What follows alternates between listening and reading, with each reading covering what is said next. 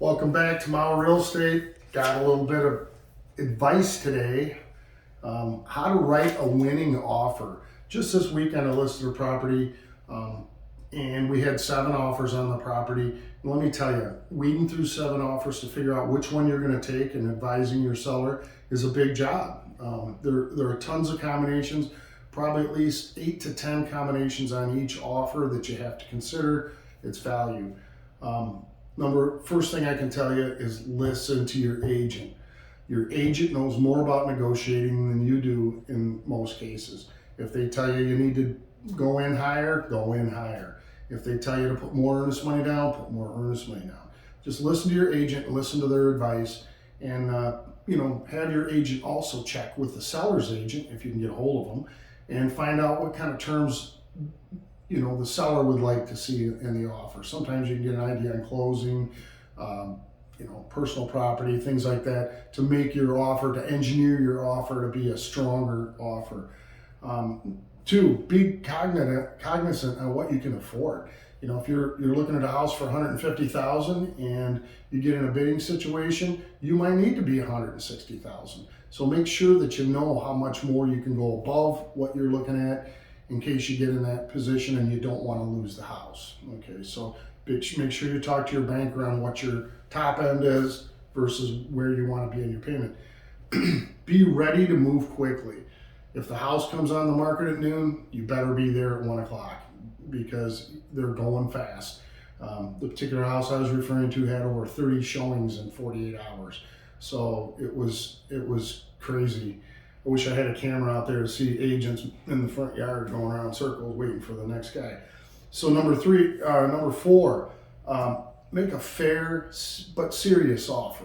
If you're going in and there's multiple offers, don't hit the price 10 grand off. I know it's the principle of it, and most people that want to negotiate want to come in low, but you may never have a chance again if you're not strong in the first place. Negotiation, stay flexible. It is a negotiation. So if they come back and they say, no, you're not getting my stainless steel refrigerator, don't get emotional, don't get upset. Try to stay as flexible. Maybe there's another way you can make up for it in the terms and conditions of the contract. A couple other things. Earnest money. Put down a strong earnest money. As much as if you're putting down 5% on the loan, put 5% earnest money. That just guarantees that you'll stay in the deal, and it's a security blanket for the seller. Write a strong offer. Conventional loans are usually favored over FHA or VA because there can be some requirements for FHA and VA that make the conventional look a little sweeter. Cash is always better, but conventional outranks the other two. More down payment. If you're saying, hey, I want to take advantage of the first-time home buyer money, but you got 20% you can put down, I would write it 20% down and negotiate in that way. If you change it later, that's up to you as a buyer, but go in with a strong hand of cards. Put the good stuff down first.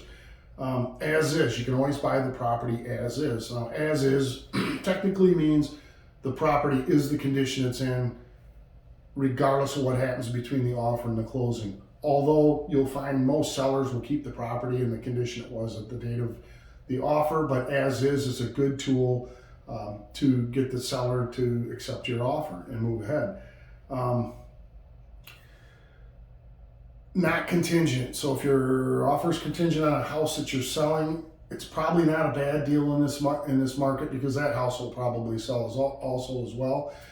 But if you can do it without it, set your closing date out, make your offer without your house to sell, and then when the time comes, get your house in the market, and boom, you should be able to go and sell that just as quick. But you need to talk to your finance people about getting a non-contingent loan, even though you have another mortgage. Some of the offers last weekend were deleting their inspection contingency. They're saying, hey, we'll buy your house, we're not even going to inspect it. Now that's going to be attractive to some sellers, especially houses that aren't taken care of as well, might have more deferred maintenance.